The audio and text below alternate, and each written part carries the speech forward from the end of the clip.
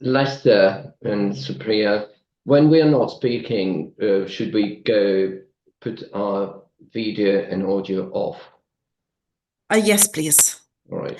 Okay. You're being live streamed now, and I am just going to start the webinar now.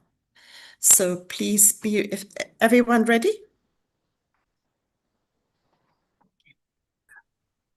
Yes. Thank you, Supriya. Should be okay.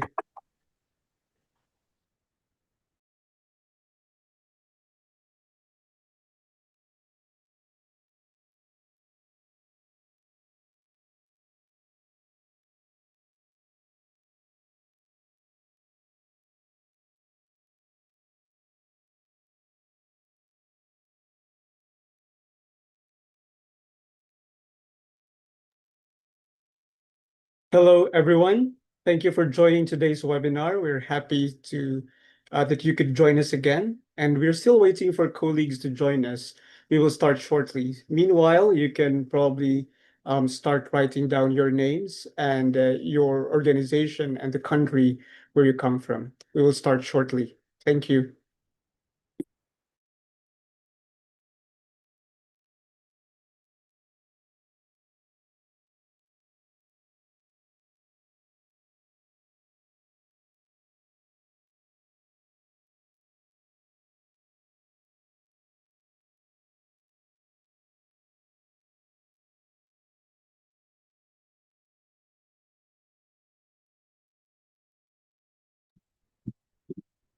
Good afternoon, good morning, and good evening to everyone. We welcome you all, particularly those of you joining from far away or at very late or early times. Thank you for joining this WHO EPI-WIN, Plague in the 21st Century, New Evidence to Control a Re-Emerging Zoonotic Disease. For those new to EPI-WIN, this is the WHO Information Network for Epidemics for Science and Knowledge Translation in Health Emergencies. Our goal is to translate science in accessible, understandable, and relevant ways for evidence-informed actions and decisions in health emergency preparedness and response. Today, we have a great panel of experts to discuss and share with us about plague in the 21st century, new evidence to control a re-emerging zoonotic disease. My name is Lester, and I will be your host for today's webinar. To give a quick overview of what to expect today, we have listed the titles and the names of the speakers. We will be starting with Dr. Maria von Kerkhoff, Director, Emerging Diseases and Zoonosis, Epidemic and Pandemic Preparedness and Prevention from WHO. We will also be joined by Dr. Nicolo Binella from WHO. He will be also moderating the technical session.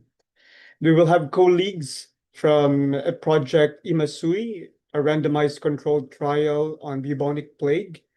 So we will have, later we will hear more from Professor Piero Oliaro, Director of Science, Isarik, University of Oxford. We will have Dr. Rindra Vatusowa Randremanana, who is an epidemiologist from Institut Pasteur de Madagascar.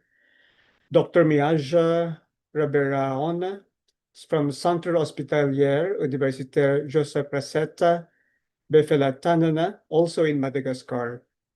And we will have a panel discussion to be moderated by Dr. Lorenzo Pezzoli. So before we proceed, here are some housekeeping and reminders. This webinar is being live streamed on the EPI-WIN YouTube channel. The webinar is being recorded, and afterwards, the recording will be available from our website. The address will appear in the chat. We invite you all to post your name, location, and organization in the chat box.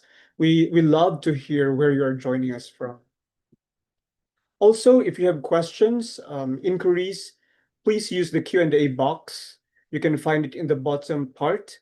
Please do not use the chat so that we can easily keep track of these questions.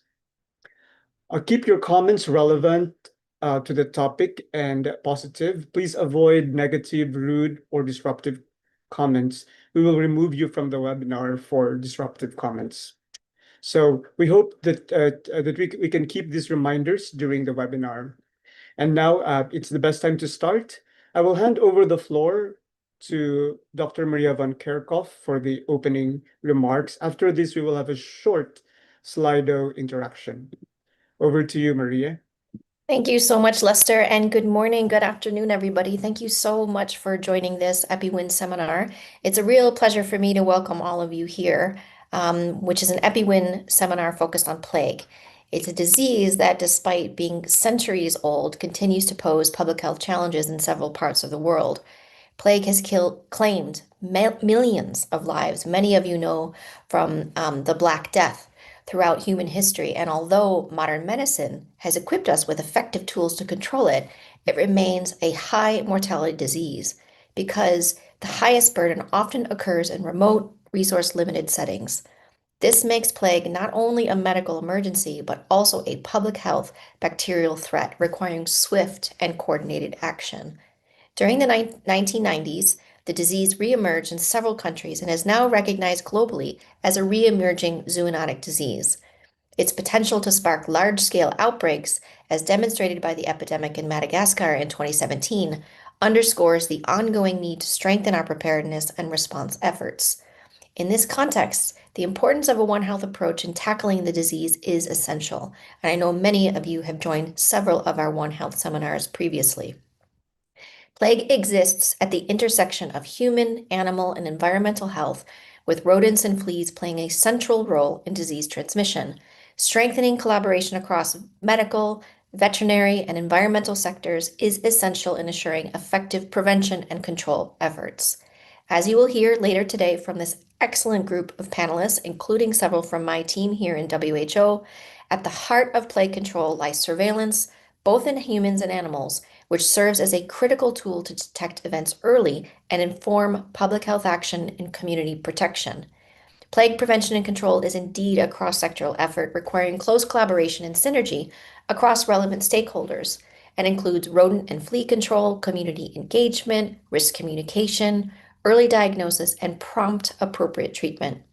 Today, we have the opportunity to reflect on recent progress and evidence, and one of the highlights of this session will be presentations from the finding of the, I'm going to say this wrong, but IMASOY randomized control trial. So I'm sorry if I was supposed to say that a different way, but you will correct me later on in the webinar. Followed by a discussion on how this can inform our collective efforts to strengthen plague prevention and control strategies worldwide. Thank you so much for joining us today, particularly to talk about plague, but for joining us on all of these EPI-WIN seminars. I look forward to your productive and your engaging discussions. Lester, back to you. Thank you very much, Maria, and thanks for giving us a quick background of plague with its very long history and some of the challenges and important actions that we need to do now. As in previous webinars, we want to know a bit more about you, our participants. To do that, we have a short Slido survey, and I turn over to my colleague Supriya, and while also we're showing the Slido survey slide, we request to remove the agenda slide so we can have the Slido survey.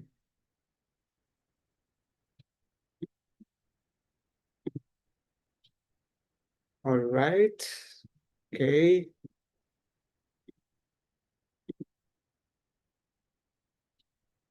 Thank you. So yeah, we can see the screen already. Supriya, over to you for the Slido survey.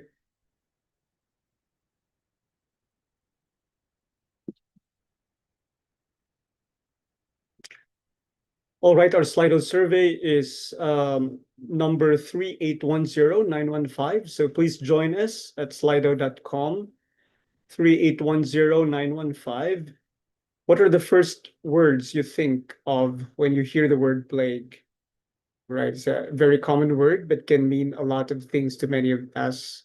And we see a lot of inputs already coming in. Thank you so much for joining. Slido.com, 3810915.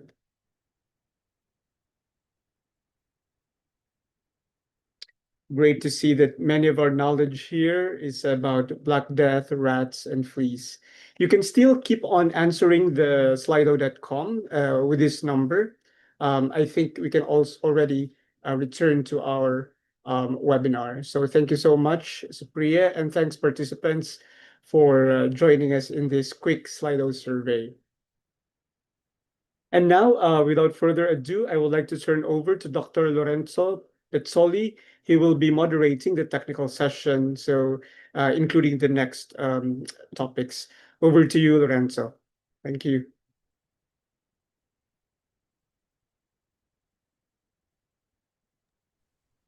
Thank you.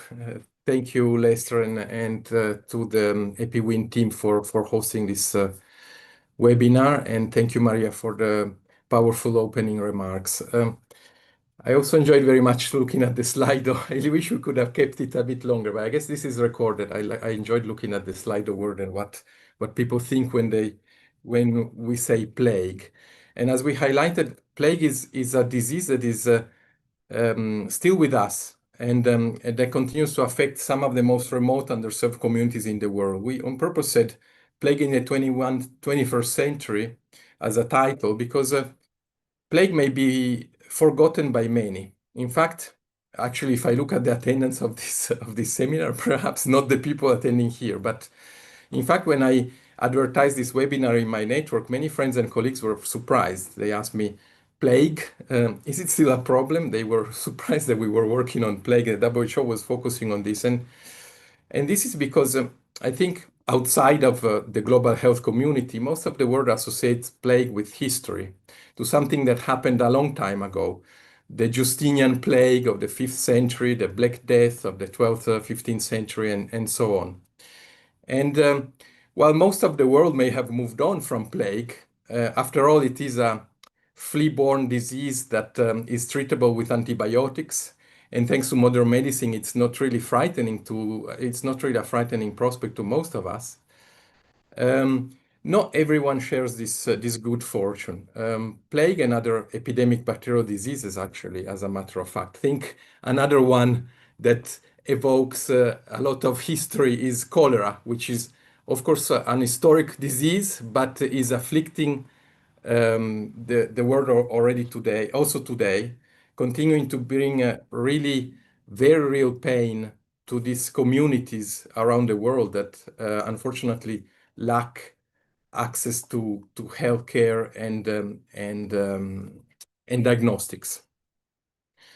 And today, the session is exactly about that, how we can connect with global strategies from the experts, the global experts, to the frontline realities, and showing how new evidence gathered through partnership can protect the communities better.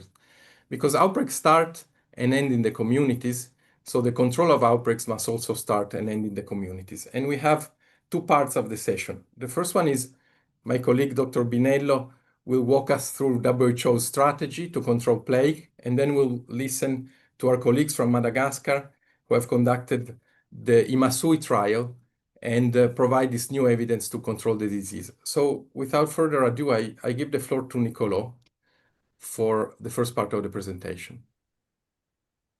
Thank you very much, Lorenzo, and I hope you all can see my screen by now.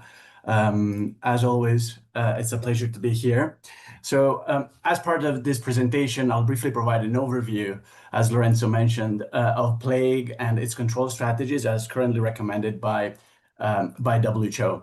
The causative agent of plague, as a way of background, is Yersinia pestis, a non-motile capsulated gram-negative coccobacillus, and when stained with some certain types of dyes, aniline dyes, the ends of the bacillus absorb the stain more intensely, and this is a phenomenon called bipolar staining, which gives the organism the typical appearance of a closed safety pin, which is partially shown in this photograph. Yersinia pestis belongs to a group of bacilli with low resistance to environmental factors, meaning that sunlight, high temperature, and desiccation quickly destroy the bacteria.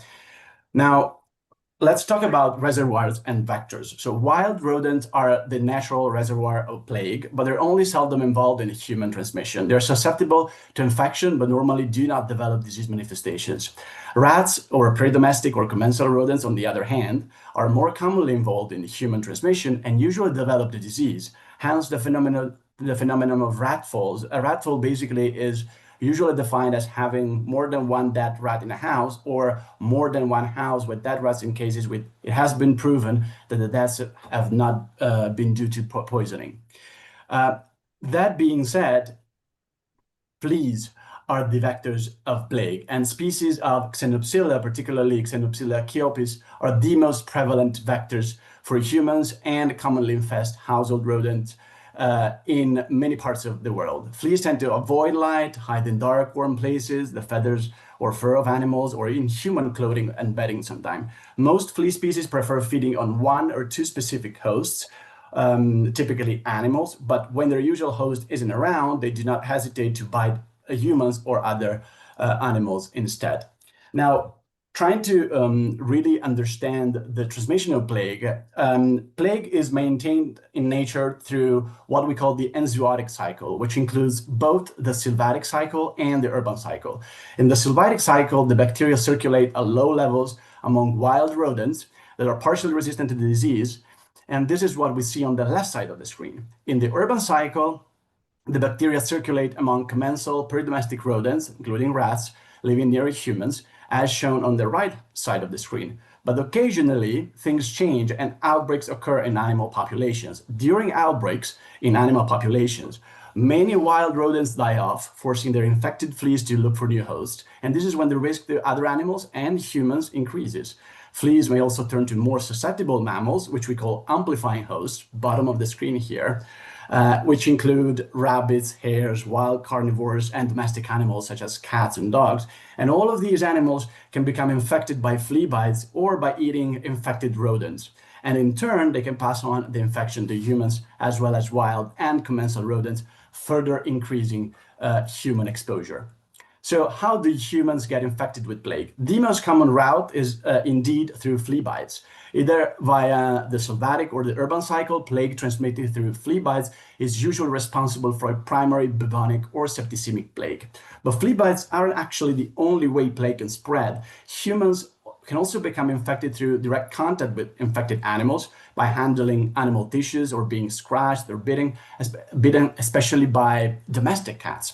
And again, direct contact with animals is most commonly responsible for bubonic or septicemic plague. And although it's less common, plague can also spread through respiratory droplets. And if a person or an animal, again, often a cat, is infected and coughing, individuals in close contact with them may inhale respiratory droplets. And this is the only way, droplet transmission is the only way plague can spread directly from person to person. In terms of epidemiology, it's really important to define natural foci. And natural focus refers to the presence of Yersinia pestis along with a suitable animal reservoir, rodents, as we just saw, and a vector, fleas typically, within a defined geographical area. And as we can see from this map, areas of enzootic plague include North America, former Soviet Union, parts of Africa, Asia, and South America. And since 2016, no new foci have been officially identified, but existing ones are likely to be expanding either into nearby regions or through the long-distance movement of infected reservoirs and vectors. Plague may indeed sound like a disease of the past, we saw the slide, but it does continue to pose a real public health threat today. And that's because large regions around the world still contain natural plague foci. And these natural foci can occasionally spill over into human populations, causing sporadic cases and sometimes leading to outbreaks. A striking example of this was the large-scale epidemic in Madagascar in 2017. And although the number of human cases has remained relatively low since 1945, plague made a noticeable comeback in the 1990s and is now classified as re-emerging disease. And since the year 2000, over 95% of all reported cases have come from Africa, especially from the Democratic Republic of the Congo and Madagascar, which are and remain the most endemic countries today. the spread of plague in humans is definitely influenced by socioeconomic, environmental, and climatic factors. So I just want to talk about the fact that this is a disease of poverty on the one hand, and this is also a disease heavily impacted by climate change. Risk of exposure increases in the presence of unsanitary living conditions, occupations, and lifestyles involving close contact with animals, and traditional death rituals, which may involve handling infected bodies or gathering in groups. Also, while plague has obviously occurred globally, it is now mainly found in tropical and subtropical regions. And here, its transmission is limited by extreme heat and dryness, and incidence tends to increase during cooler months associated with high humidity. And finally, natural disaster, as well as human activities such as deforestation, mining, and so forth, can disrupt rodent and flea populations, increasing therefore exposure to and contact with vectors.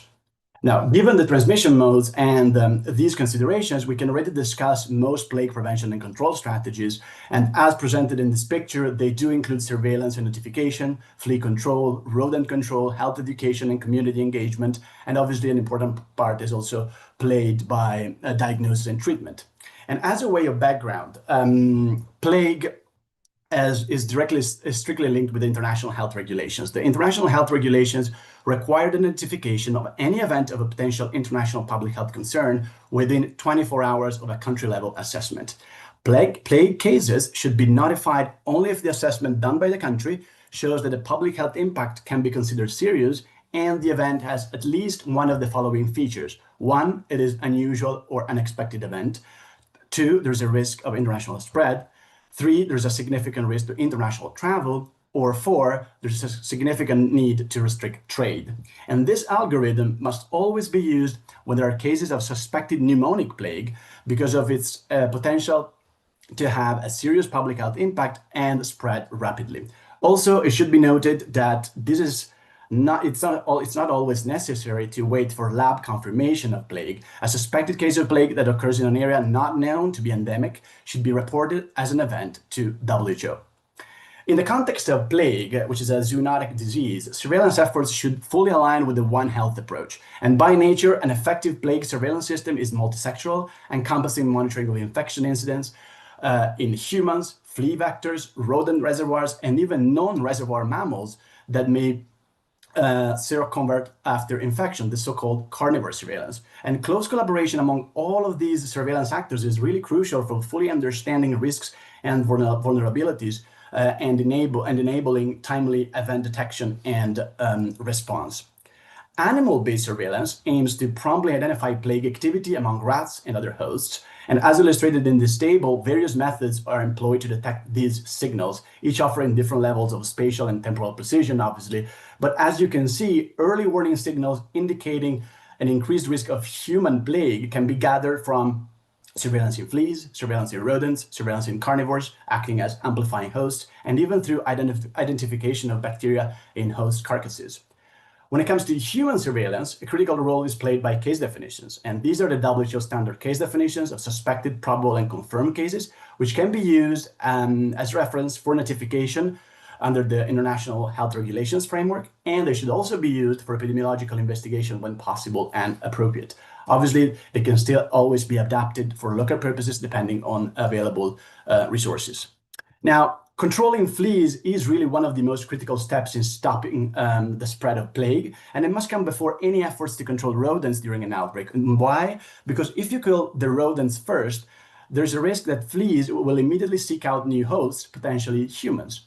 And flea control should be initiated whenever there is any of the following warning signs, such as reports of dead rats suspected to be caused by plague, a noticeable increase in flea numbers or nuisance, and when the specific epidemiological indexes rise above the norm.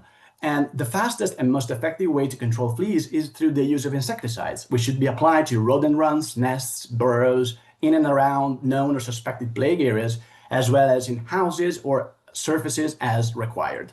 And these are typically applied as dusts or powder, what we call insufflation, or as low volume sprays, either residual or non-residual. And importantly, the insecticides must be safe for human use, and those primarily recommended include pyrethroids, organochlorines, and organophosphates.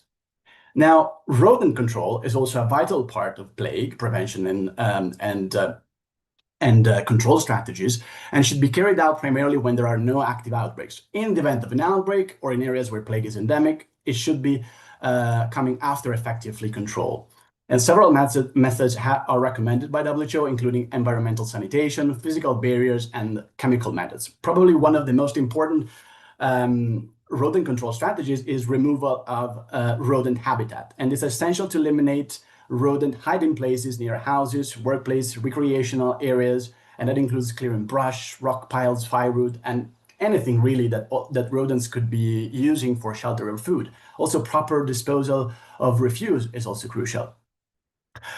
Rodent proofing. As to rodent proofing, buildings should be made rodent proof whenever possible. Among physical barriers, live or snap traps are the most commonly used methods. Rodenticides are another option, particularly in endemic areas.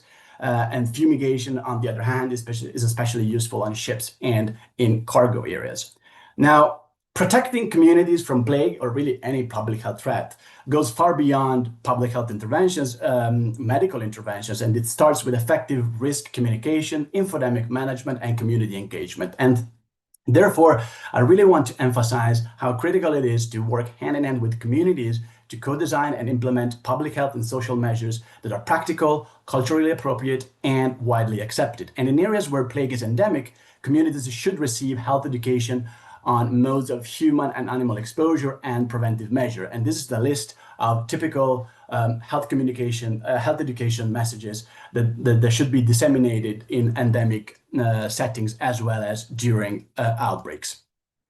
Post-exposure prophylaxis and contact tracing. So this should be considered only in specific situations where there's a risk of recent exposure to plague bacteria. And this includes, for example, individuals who may have come into contact with infected fleas. For example, there's a household member of a patient with bubonic plague, those exposed to plague bacteria, for example, through laboratory accident, or individuals who have handled or been in contact with an infected animal. In all such cases, if the exposure occurred within the previous 10 days, then antibiotic prophylaxis should be offered.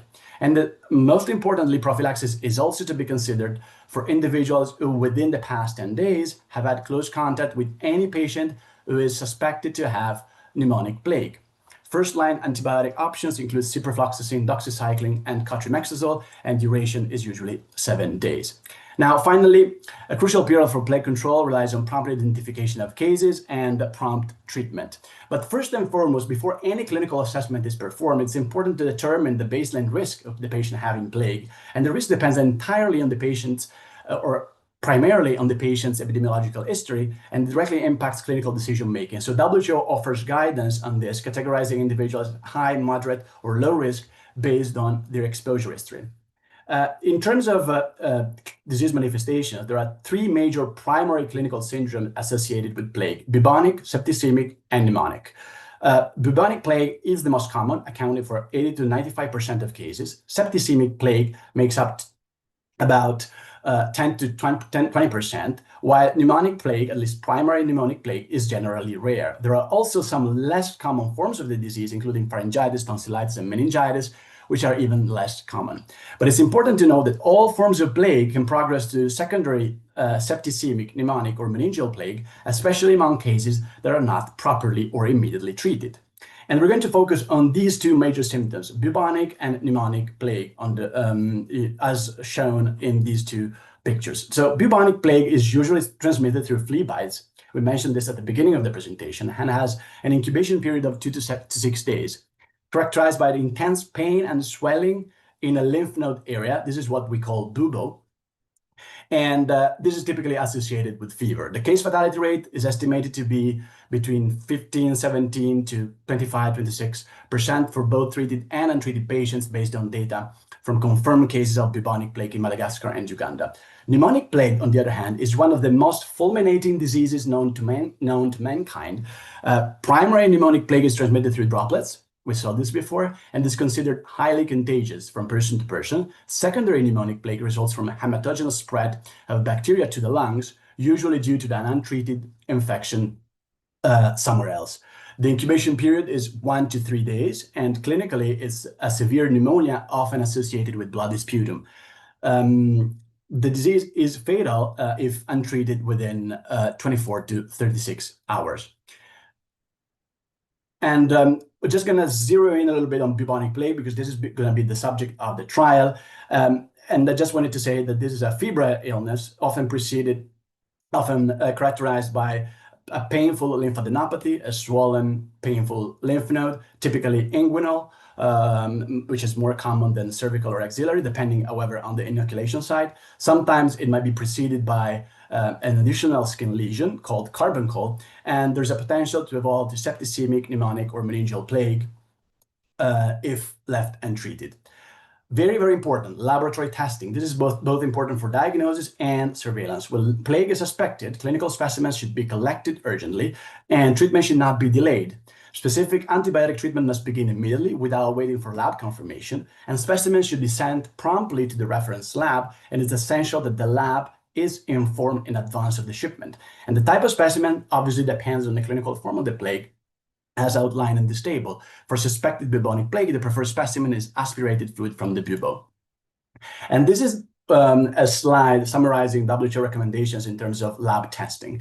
The diagnosis of plague is primarily established by isolating the bacteria using one of three confirmatory methods: PCR, culture, or serology. Let's begin with PCR testing. For species-specific detection of the Yersinia pestis, the assay must include at least 2 distinct target genes to ensure accuracy. A result is considered confirmatory or positive if both target genes test positive as well. Now, gold standard remains culture, the isolation of Yersinia pestis through culture, which is highly specific and allows for antibiotic susceptibility testing. However, we should acknowledge that culture is rarely feasible in field settings due to its technical requirements. And third, serology, which serves as a confirmatory test, particularly when there is a fourfold or greater rise in antibody titers between acute and convalescent serum samples, or when an initial negative result turns positive after at least 7 days. Microscopy is a non-conclusive test, but it can offer suggestive evidence of plague, and the detection of gram-negative bipolar stained bacilli is indicative, although not sufficient for diagnosis, because other bacteria can have similar appearance. For example, melioidosis bacteria have similar appearance. And finally, rapid diagnostic tests, RDTs. These are often used as first-line diagnostic tools in many countries. They offer rapid point-of-care diagnosis, which is critical for timely case management, but also immediate public health action.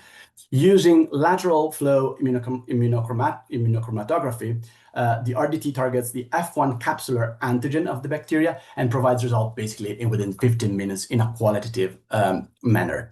And here are the latest WHO recommendations regarding RDTs generated through the 2021 guidelines. In areas where plague is known to occur, WHO strongly recommends using these tests in people with suspected bubonic plague and suggests their use in individuals with suspected pneumonic plague as a tool to rapidly detect and implement the disease and implement public health control measures.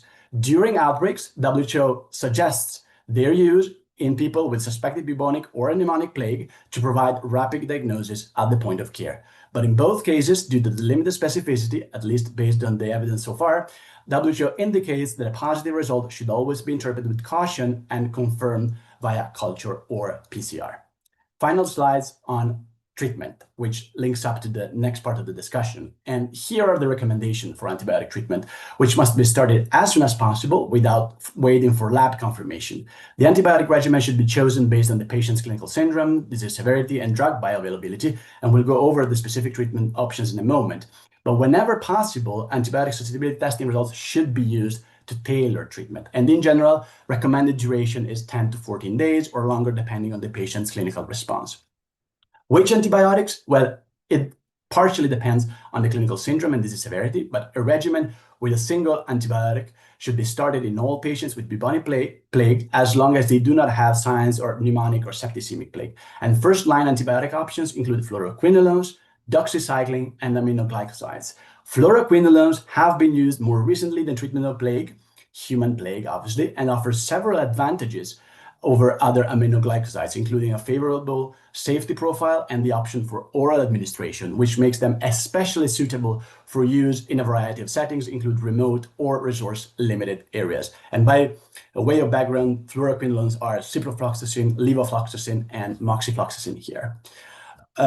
When it comes to pneumonic or septicemic plague, WHO recommends using 2 antibiotics from 2 distinct classes, which means 1 fluoroquinolones on the one hand, ciprofloxacin, levofloxacin, or moxifloxacin, and an aminoglycoside, either gentamicin or streptomycin.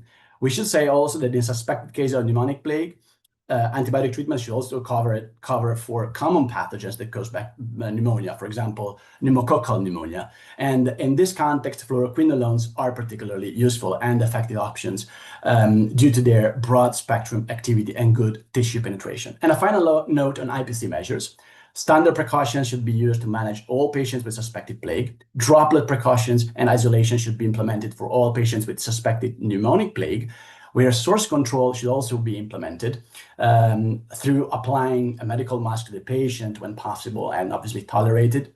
And finally, it's really important to ensure safe body handling and burial practices at all stages, both in hospitals and communities. So I think I'll stop here. These are the 2 main reference documents that inform this presentation. Obviously, in 15 to 20 minutes, it's impossible to go into the details of plague control, but at least the aim was to provide a general overview across the board on plague control. And back to you, Lorenzo. Thank you very much. Thank you, Niccolò. Indeed, here with all the EPI-WIN seminars, we are hoping to start a conversation, a global conversation. So seeing the amount of hands, I think you're doing just exactly that, and you have set the global context. Now we can move to the highlight of today's session, which is the EMA-SUI trial in Madagascar. This is not only the first randomized controlled trial on bubonic plague, but it's also a model of how research can be done with and for the communities most at risk.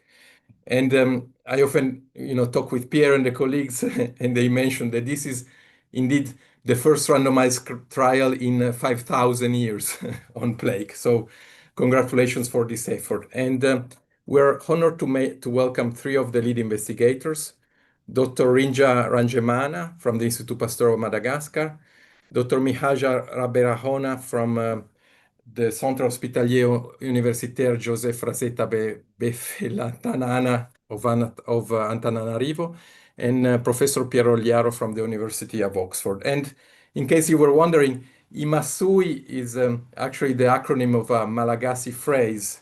I will not try to repeat it with my Italian accent, but it translates beautifully to let's focus. So on that note, let's focus on these groundbreaking results and how they can inform our plague and control strategies, prevention and control strategies globally. Over to the colleagues. Thank you. Thank you all. Thank you, WHO, for organizing this webinar. And without further ado, we'll start the presentation, which will be made by the 3 of us.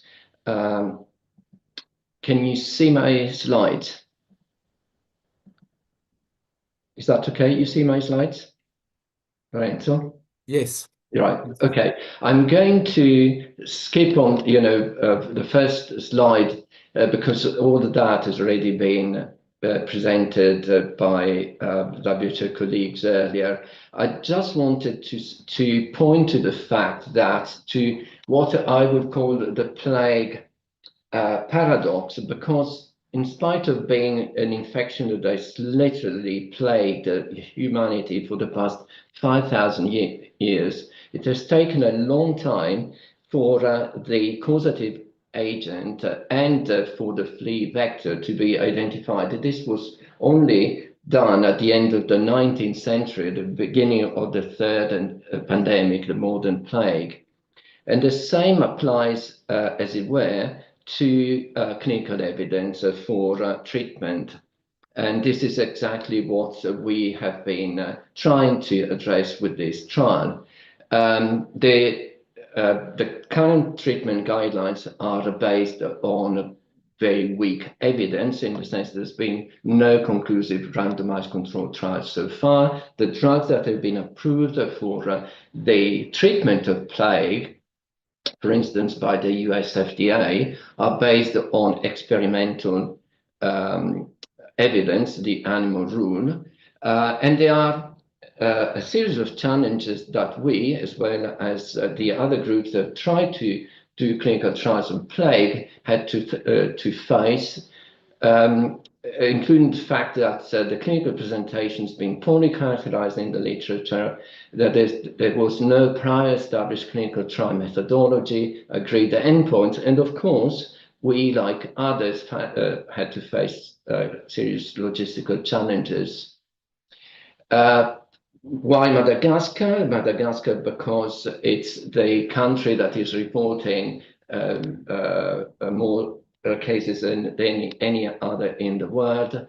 According to 2018 WHO data, more than 90% of the total number of cases were between Madagascar, essentially, and DRC, Congo.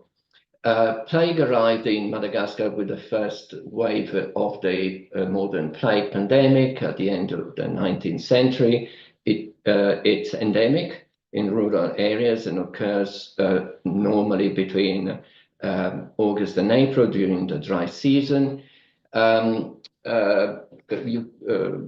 Nicola previously mentioned the case fatality ratio, which is in Madagascar. It's been during the 2017 outbreak, which is an exceptional outbreak, an urban outbreak, to be around 24-25% for both bubonic and pneumonic plague. Otherwise, after that epidemic between 2018 and 2025, as of today, there are approximately 160 suspected cases of bubonic plague cases per year, of which about half are confirmed, with a case fatality ratio for bubonic plague around about 18%, which is pretty much around the WHO estimate. Imasui, so we compared two regimens that are recommended by the WHO and by the CDC and are in the Madagascar guidelines. So these two regimens are 3 days of aminoglycoside followed by 7 days of ciprofloxacin, and this was compared to 10 days of ciprofloxacin monotherapy. The study design that we used is non-inferiority, and this requires a little bit of explanation. It's very difficult to prove that two regimens are equally effective, statistically speaking. So we opted for this design, which is a non-inferiority, whereby you have to determine what is called a non-inferiority margin. So if you look at this diagram quickly, so this line is where there is no risk difference between two regimens, and then this is the non-inferiority margin, which is the percentage difference that one is prepared to accept. If the 95%, if the upper bound of the 95% interval around the estimated risk difference is within that margin, then you declare your intervention to be non-inferior. If it exceeds that, then it will be inferior. In this case, it was 15%. And to do that, we estimated we needed at least 190 confirmed or probable cases. Now on to my colleague Rinj for the next bit. Thank you. Rinj, over to you.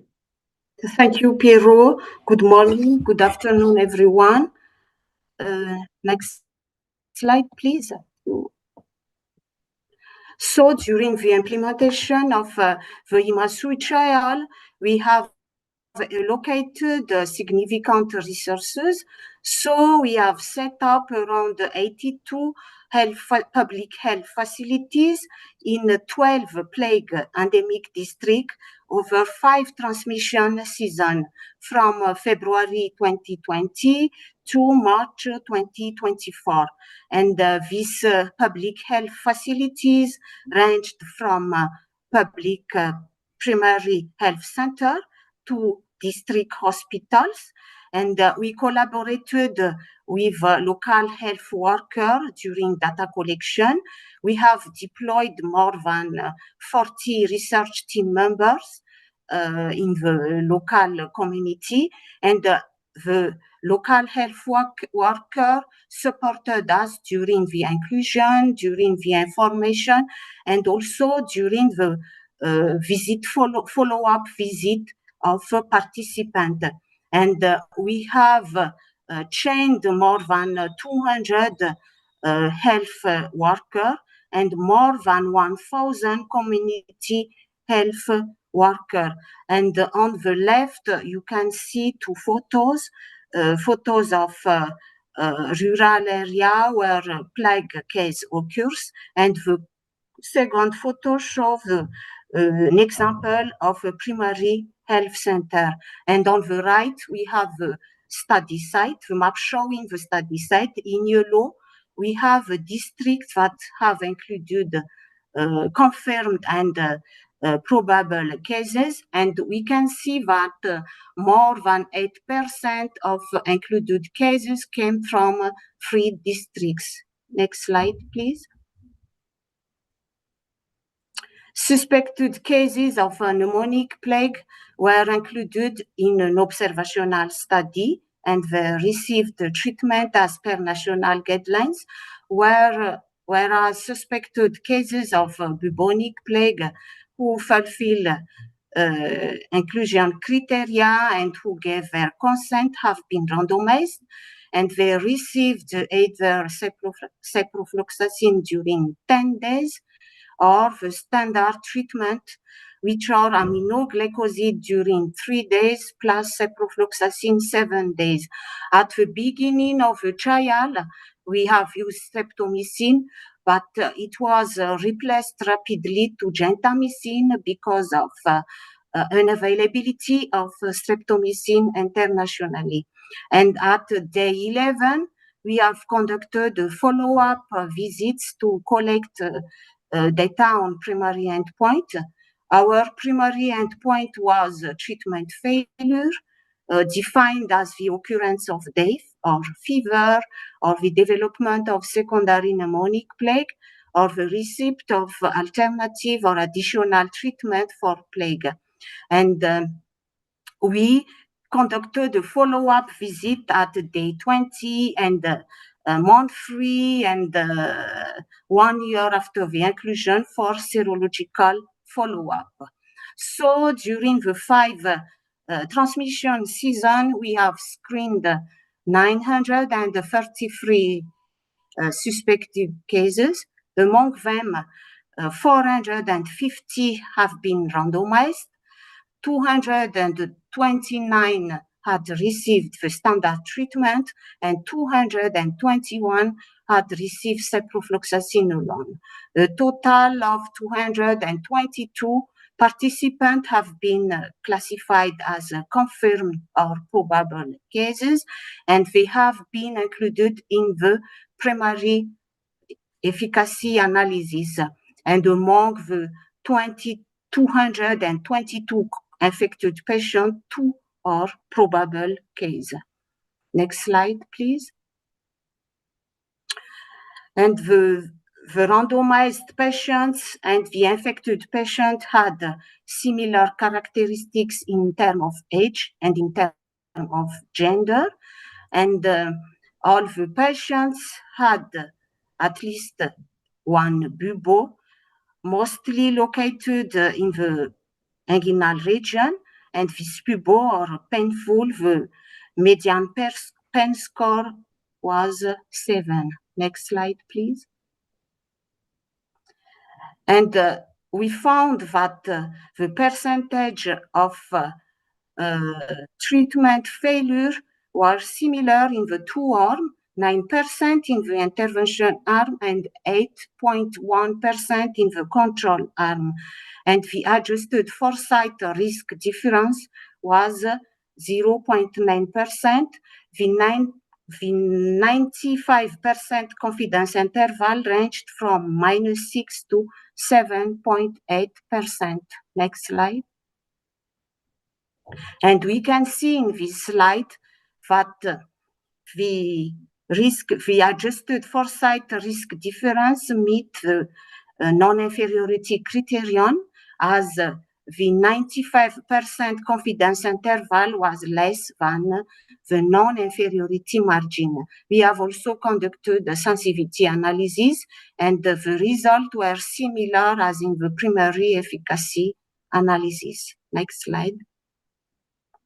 For the safety analysis, we conducted the safety analysis in the randomized participant and also in the infected participant.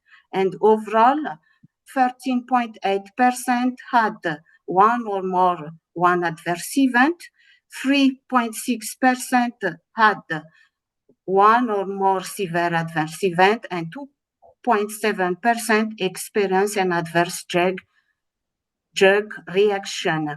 And we found a similar percentage of patients with adverse events, severe adverse event, adverse drug reaction in the two arms. And the severe adverse event we have encountered were death, pneumonic plague, septic shock, and pupil rupture. The most common adverse event reported were diarrhea and vomiting, and all adverse drug reaction were mild or moderate. Thank you. I give the floor to Miada.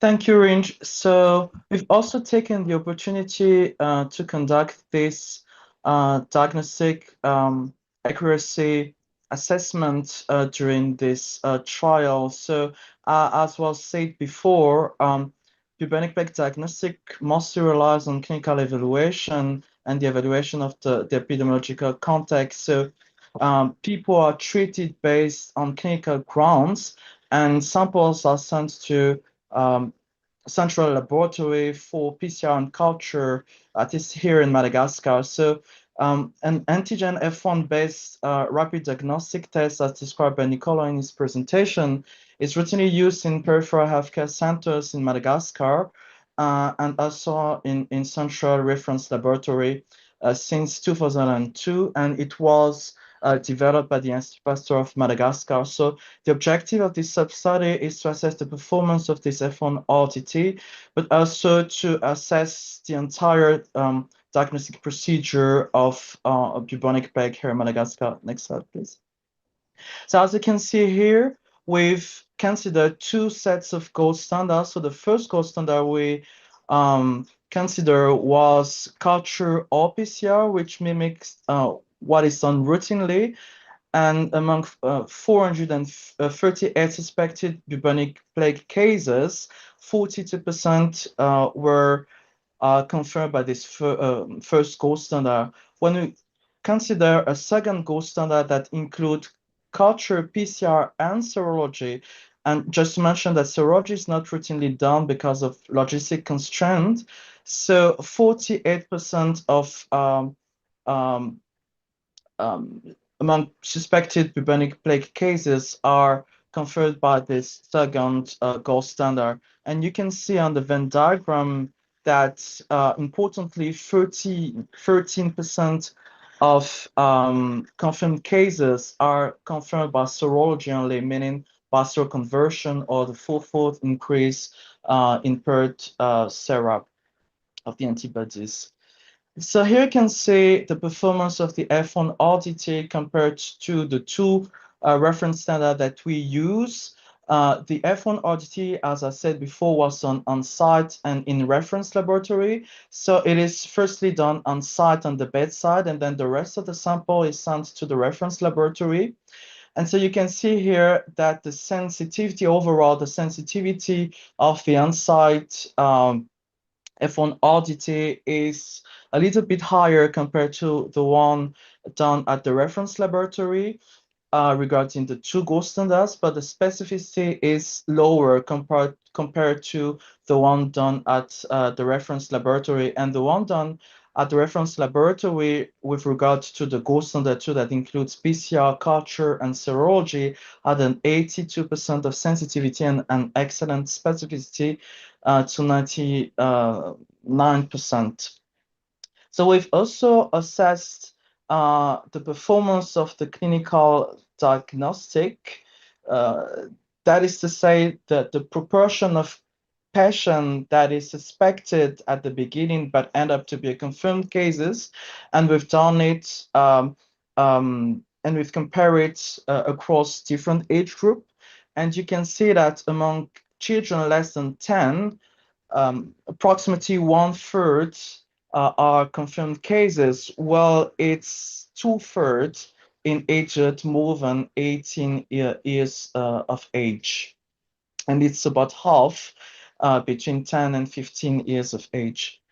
Next slide, please. So what we can say is for surveillance, we have a set of tests that includes PCR, culture, and serology that should be combined daily to provide an accurate data for plague surveillance. But we have a strong caveat on serology because of its operational constraint. You need to send it to reference laboratory at 4 degrees Celsius, which is not really feasible routinely, and its cost also. And because it requires some multiple visits to the patient. We've highlighted that PCR outperforms culture, which was considered as a gold standard previously, but PCR and culture mostly cover all the confirmed cases. The F1 RDT that is currently used can be used in a peripheral laboratory with resource constraints for surveillance purposes, but unfortunately, this F1 RDT could not be used for case management because a negative F1 RDT could not rule out plague, and the positive one could not really rule in the diagnostic of bubonic plague because you will need confirmation due to the high rate of false positive test result. But we should say that this sub-study was done in a setting where 50% of suspected cases are actually confirmed cases, and that's the negative predictive value, and the positive predictive value will be different in a lower incidence where you can have an excellent negative predictive value, meaning that if the F1 RDT test is negative, then you can rule out plague cases. So over to you, Piero. Thank you all. And then wrapping up here, the overall conclusions. As Lorenzo said from the beginning, this is the first ever trial, randomized controlled trial that was powered to produce conclusive results. We managed to prove that ciprofloxacin alone is non-inferior to gentamicin ciprofloxacin, but the good news is also here that we have here two very effective evidence that there are two regimens that are very effective with by the way, a case fatality ratio in the study that was about 4%. And I wanted to point to the fact that, as we've seen before, mortality to bubonic plague is much higher in routine settings, and normally is around 18-19%. Importantly, ciprofloxacin alone, a 10-day regimen with oral ciprofloxacin, is significantly cheaper and easier to administer than the combination. The study, we believe that the study is a high internal and external validity because during the study we enrolled about 60% of all cases that were confirmed and or probable in the districts where the studies were done. So the spectrum composition is quite high. And the other good element in terms of also external validity is that the study was done at the health facilities. Patients were diagnosed and cared for by the local physicians within the system as per routine care. What might explain this difference in the fourfold reduction, 4 to 5-fold reduction in mortality is that presumably there was greater adherence by the prescribers, by the patients, including the fact that importantly, we involved community health workers who followed the patients when they were at home. And this is something that we want to explore further. So there are obviously important implications for policy and practice. And also, as Lorenzo said before, this is evidence that the WHO Resolution 74.8 on clinical trials and clinical research can be implemented even in very challenging conditions in low-resource countries. So we made this presentation on behalf of the whole series of colleagues, and we want to acknowledge the fact that this would not have been possible without the dedication of research staff, but also the doctors and nurses at all levels of the health system in Madagascar, community health workers, and of course all the participating patients.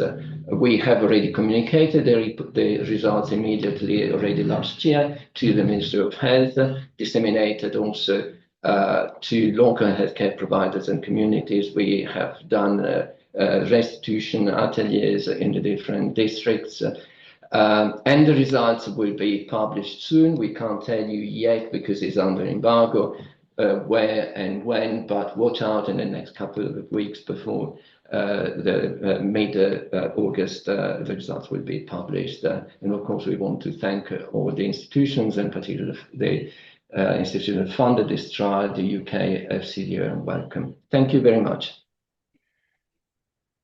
Thank you, colleagues. We are now at time, but I think if I would be happy to extend for 15 minutes of discussion as we had planned, and I hope that as many participants can join for this Q&A. So for me, okay. Thank you. For me, what I see is that plague was brought into the international spotlight recently, or fairly recently, with this outbreak in 2017. But in Madagascar, plague has been there for 100 years at least, and it's still there today. What changed in 2017 is that the outbreak moved to an urban center, and I think that kind of risk is present whether it's in Madagascar or in any other of those countries that continuously see plague, especially in sylvatic cycles. If plague reaches a largely unprepared urban setting, we may see an explosive outbreak again. So to guide the Q&A, I think that the question in my mind, at least, is what does the world need to know to prevent another outbreak like this to happen? And I see that there's already a few hands, so I'll give the floor to them. And we may want to take maybe three or four questions and then answer in batch like that. So let me just check. There's already four answers, so 4 hands. Let's take those and then see if there's time for others. So I see Mohamed first.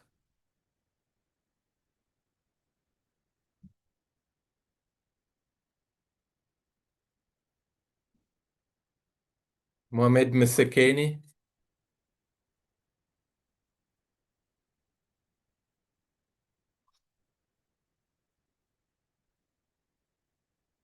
Sorry, Supriya and colleagues. The colleagues can actually take the floor, right?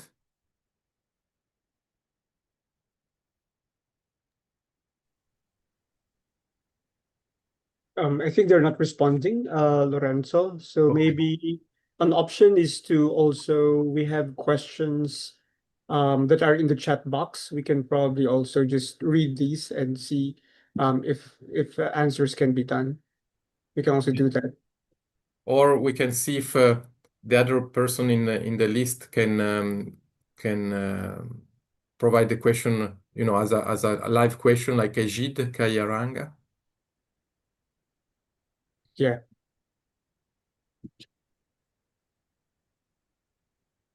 Yeah, I think they cannot use their microphone. Nobody can use the microphone. Eh? Yeah. So we'll have to do with the Q&A box. Okay, apologies for that. I was under the understanding that they could provide questions live. So it's a bit more artificial because I wouldn't know where to start with asking these questions. There are 32 questions in the chat box. Some have been answered. So for a discussion, it would have been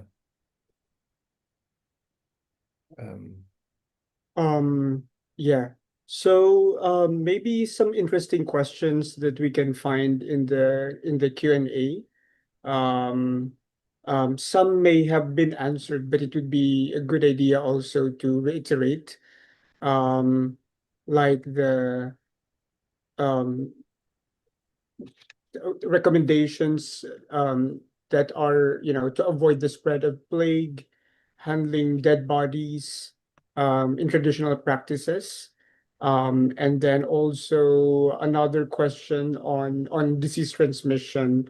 So maybe these kinds of questions we can also I guess okay. I will try to summarize then and provide some questions, directed to the speakers. I would focus especially on the colleagues from that just presented the IMASUI trial, since that's the hot topic of the day, and in summary, ask them to discuss more about, beyond the scientific results, what lessons did you learn about working at the community level and taking this trial one step further, also in terms of strategic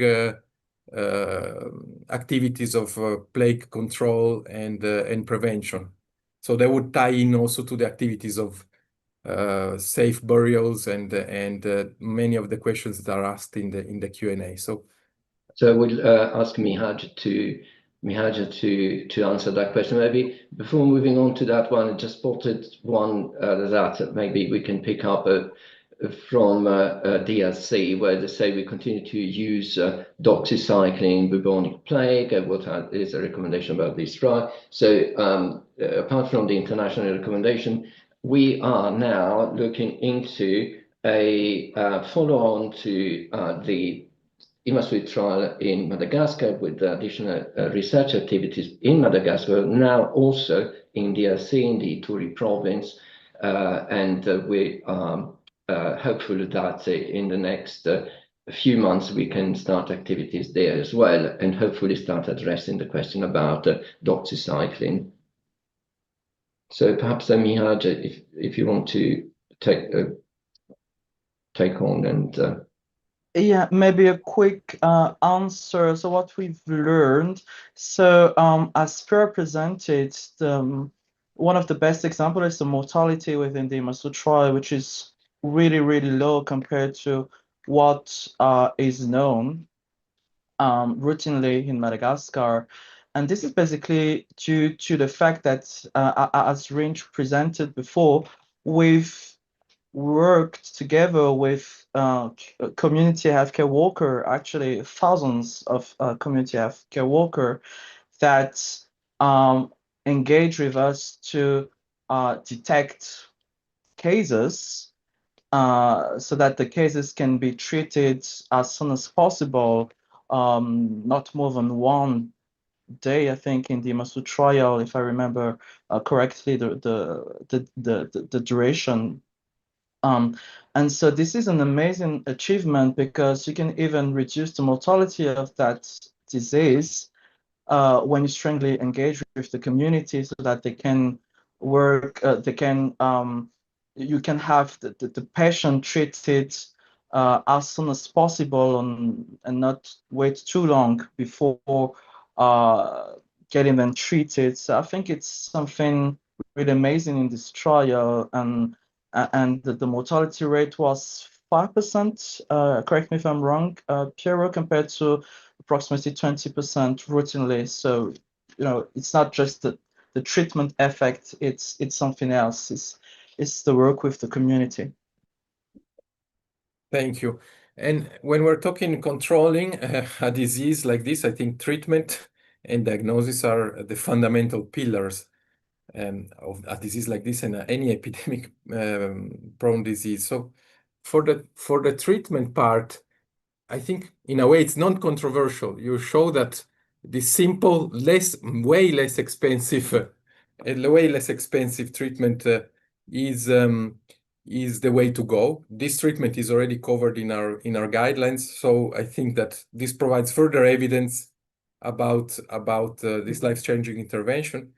What we could discuss more, I think, is the detection part. These diagnostic tools. They are developed by Institut Pasteur Madagascar, and I would like to discuss with the panelists and the colleagues that did run the trial, and potentially also Niccolò from WHO and our team, how can we ensure that what would be the next steps to scale up diagnostics and on a global scale? Maybe let's start with the colleagues from the Madagascar trial, and then Niccolò can complement. It's a very hard question. Maybe I will refer to Piero, because this is a long discussion that we've started to dig in for months now. So very quickly, it's extremely important, of course. And there are two aspects. One is what can be done with the available tools, and the other one is what new tools are required. Essentially, before we get there, we do need to delve a bit more into what is called the target product profiles of what sort of diagnostics is required and where. Because, as Mihaja reminded us earlier, the results that we got is in place about 50-50, so 50% of the suspected are confirmed, but there will be places where this proportion is much lower, and then you need a different type of test, or an epidemic, a big outbreak where this proportion is higher, and then even there you will need a different type. So in the next few months, and we are lucky now that we had received a bit extra funding to continue to work on plague. This is one of the things we want to address, looking into the type of diagnostics that will be required, and therefore hopefully guide the development of adapted diagnostics. Thank you.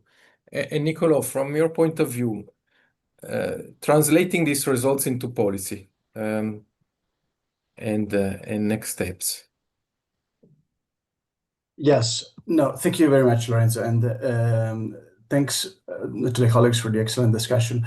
I think that in order to respond to your question, I just wanted to provide like a broader health system type of perspective here, because as has been highlighted throughout this webinar, plague is a disease that sits at the intersection between different health sectors, medical, veterinarian, and environmental sectors.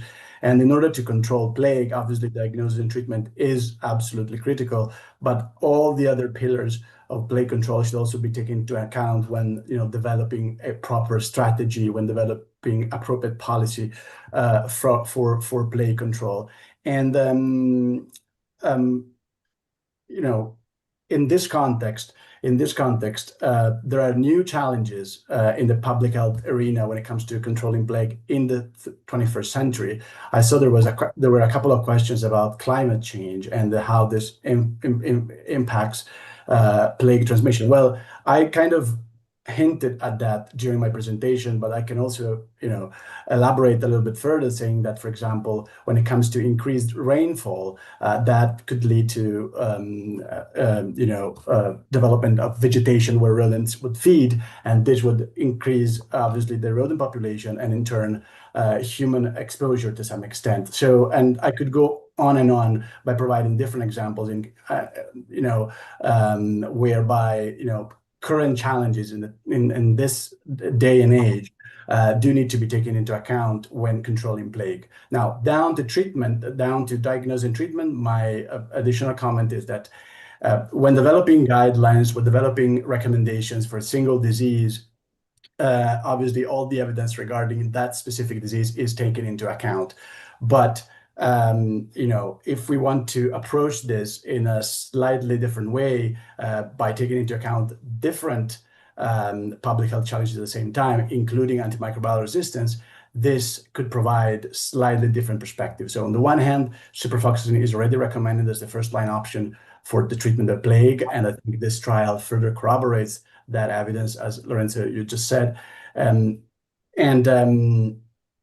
at the same time, at least I think it's important not to disseminate the message that whenever you suspect a plague, even in areas that they're not known to be endemic for plague, that do not have natural foci, then ciprofloxacin or any other antibiotic, broad spectrum antibiotic, is the solution and to the problem, because not necessarily with regards to the implications of broad spectrum antibiotics for plague, but the public health implications, the broader public health implications of broad spectrum antibiotic on the gastrointestinal tract flora, on the genitourinary tract flora, on the skin flora, and so forth.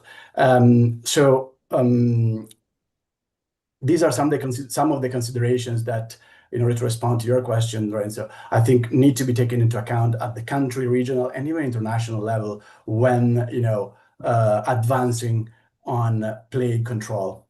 Thank you very much. Back to you. Thank you. I hear you, and I think we're reaching the 15 minutes. What I hear is that, as we said at the beginning, it's a start of a conversation, and that puts, the communities that are affected at the center. We need to equip them with the right tools, and I completely hear you. It's about systems. Of course, epidemic starts with a patient, so diagnosis and treatment is the first step, but it goes way beyond that. We need a systemic approach that links the detection, the treatment, to all the pillars from animal reservoir control, vector control, surveillance, etc. And this is extremely exciting, and I think that, as it was already reiterated by all the speakers, it's not a work that can happen in isolation. It's a work that has to engage the communities, from the communities to the global level, and it would not have been possible without partnership. And the turnout today is extremely inspiring to keep us motivated, all of us, and make sure that we provide the communities with the right tools to control this disease. As we said at the beginning, it is a disease that in most of the world has disappeared because we have the advances of modern medicine, hygiene, etc. But we need to ensure that these advances are taken everywhere, and especially to the most vulnerable communities. I thank you a lot for this inspiring presentation and session, and I give the floor back to our hosts, the EPI-WIN, to close. And thank you. Thank you so much, Lorenzo and Nicolo, Professor Piero, and other colleagues. It was a great discussion, a huge crash course also to remind us of the importance of plague, which is a very old disease. And at the same time, many of the challenges and recommendations in moving forward, how to control it globally, and with the many considerations, health system approach, systemic approach, and partnerships. So thank you so much for the discussions. Finally, we are at the end of our allotted time. I will wrap up by saying thank you very much to all our speakers and panelists today, the WHO colleagues who have worked hard on this, and the EPI-WIN team.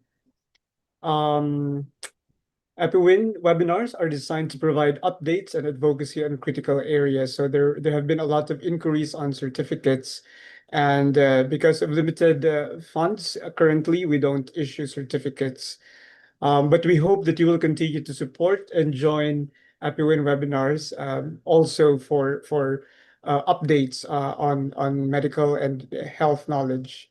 Big thanks to the working team who supported the preparations for this webinar, and also the WHO team on plague and emerging diseases, our colleagues from the Imasui project, from the University of Oxford, Institut Pasteur, and colleagues from Madagascar. Finally, thank you all for coming and for your active participation, including participating in the Slido and in the Q&A. The recording of this webinar will be available at the EPI-WIN website. The link is given to you. An EPI-WIN digest and a slide set with key messages on this topic will be published as well. If you want to keep updated on future EPI-WIN webinars, recordings, and presentations, please subscribe to our mailing list. And we hope you will also join us for our next webinars. We have a few ones coming up in August. We have for RSV, respiratory syncytial virus sequencing. That will be on August 13. Another one, August 20, global applications of the Joint Risk Assessment Operational Tool. And another coming up, RCCE for cholera. So please stay tuned and be informed through our mailing list. Finally, thank you all and goodbye. See you next time. Thank you. Bye-bye.